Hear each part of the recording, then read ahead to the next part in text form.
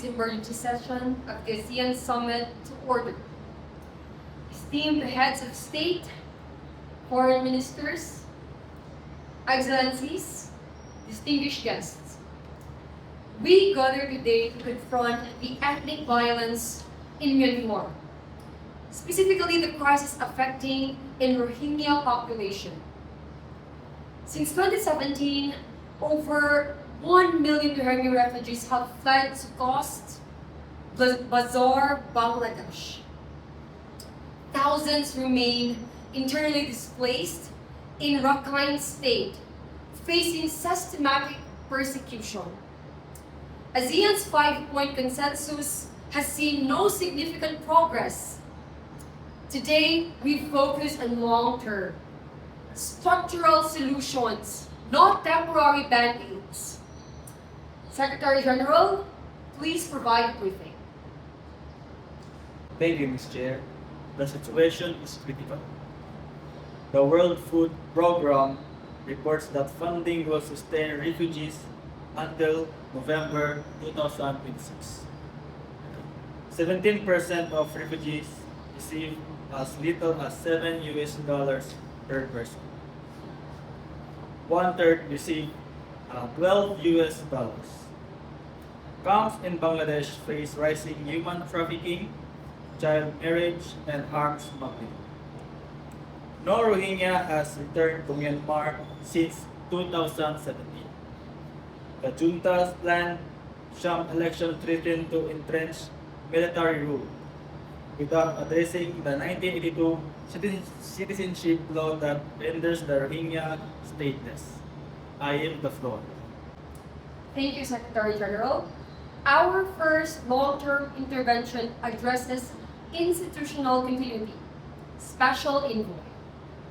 Thank you. Excellency. The current special envoy is appointed annually to the rotating chair. Each year, start from 0 to new person, new relationships, new learning curve.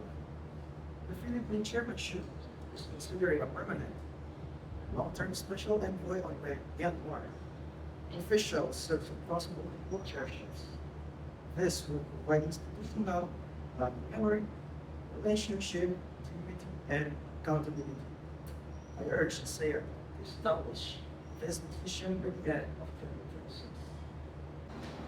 Indonesia supports a permanent special envoy. However, we must also address the absence of refugee protection in our long-term vision.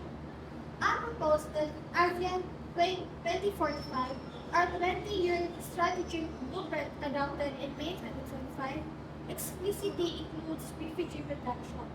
Civil society has formally proposed this, including refugee protection, transformed during Rohingya crisis from a temporary emergency into a permanent regional responsibility for the next. Indonesia is correct. Malaysia formally endorses embedding refugee protection into Vision 2045. Let us make this official. Additionally, Malaysia supports the establishment of an ASEAN Special Committee on Refugees, a permanent body composed of Malaysia, Indonesia, Thailand, and the Philippines, to coordinate regional responses and pursue durable solutions. Thank you, Malaysia. Timor-Leste supports both proposals, but words in a vision document and committee enforcements without enforcements means nothing.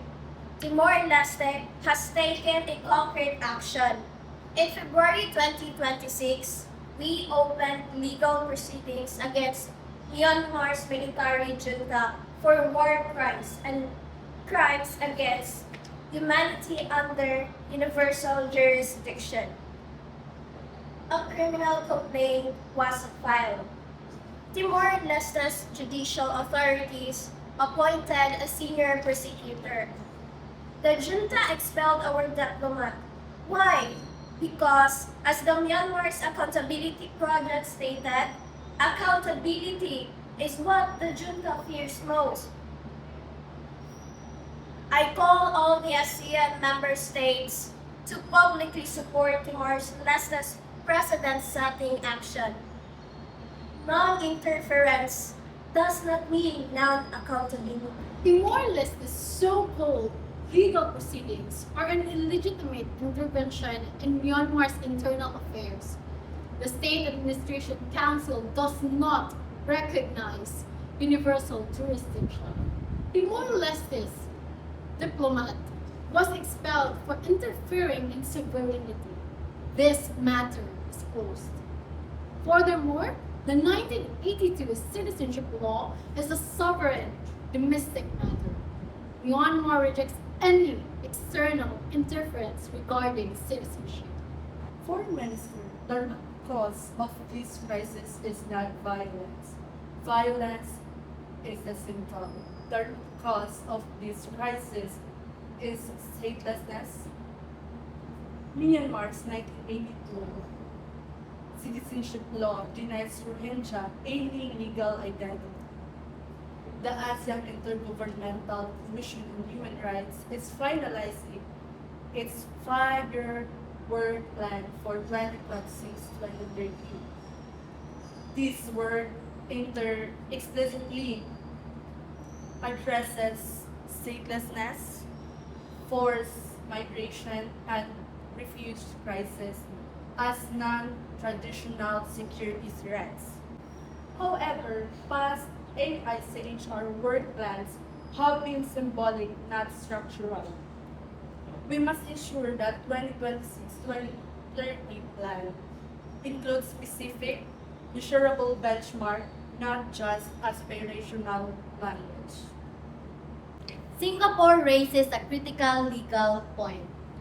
As AICHR's legal advisor, I confirm that the 5-year work plan is its final drafting stages. I recommend that the plan include 3 concrete provisions. First, annual reporting requirements on statelessness reduction.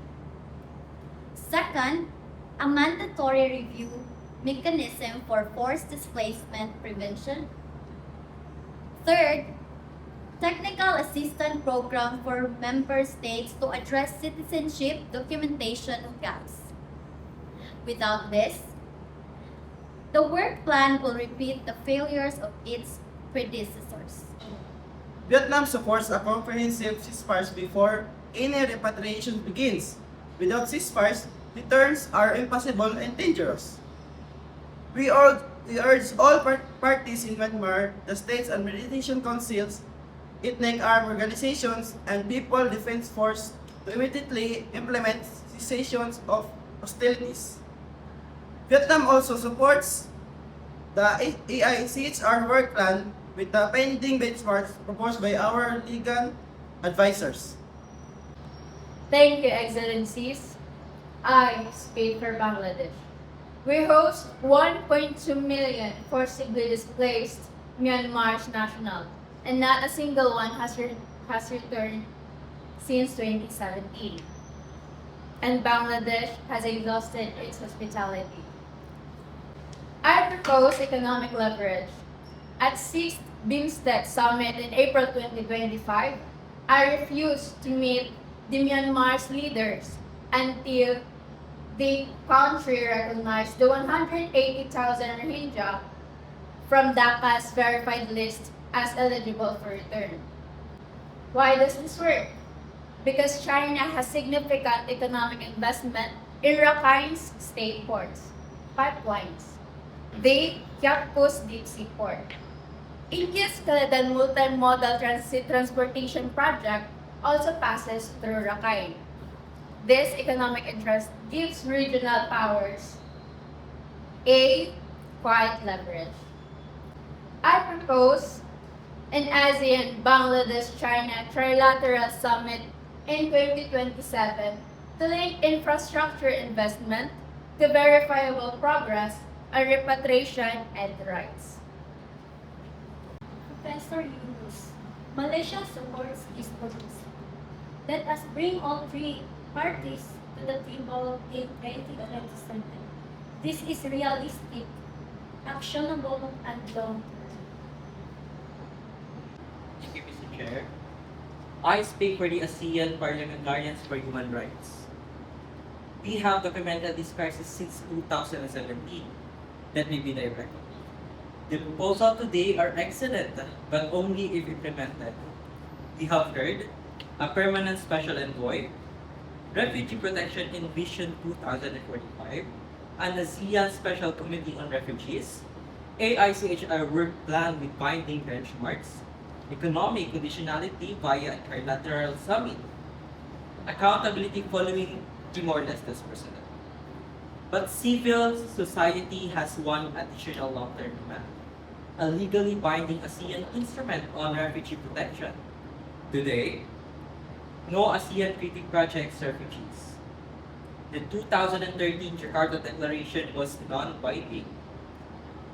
I call on ASEAN to begin negotiation on an ASEAN Convention on Refugee Protection, modeled after the OIU Refugee Convention in Africa.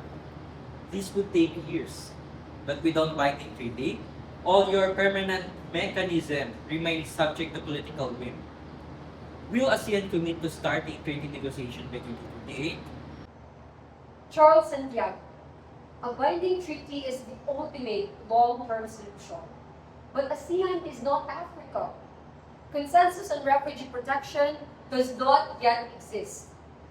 We commit to placing the negotiation of a non-binding ASEAN declaration on refugee protection on the 2027 senior officials meeting agenda. A binding treaty must wait for consensus to mature. This is realistic, not rhetorical. Excellencies, we have debated substantial proposals. I now summarize the Chair's conclusions based on the consensus we have built. First, the Philippine Chairmanship will pursue the establishment of a permanent ASEAN Special Envoy on Myanmar by the end of 2026. Second, we will formally request the inclusion of refugee protection in ASEAN Vision 2045 through the relevant sectoral bodies. Third, the ASEAN Senior Officials Meeting on Social Welfare and Development will draft terms of reference for an ASEAN Special Committee on Refugees to be completed by the 2027 summit. Fourth, we instruct AICHR to ensure that the 2026 up to 2030 5-year work plan includes annual reporting requirements, a mandatory review mechanism, and technical assistance programs on statelessness. Fifth, the Philippines will coordinate with BIMSTEC partners to schedule an ASEAN-Bangladesh-China trilateral summit in 2027 on economic incentives for Rohingya reputation. Sixth, ASEAN take note of Timor-Leste's universal jurisdiction proceedings.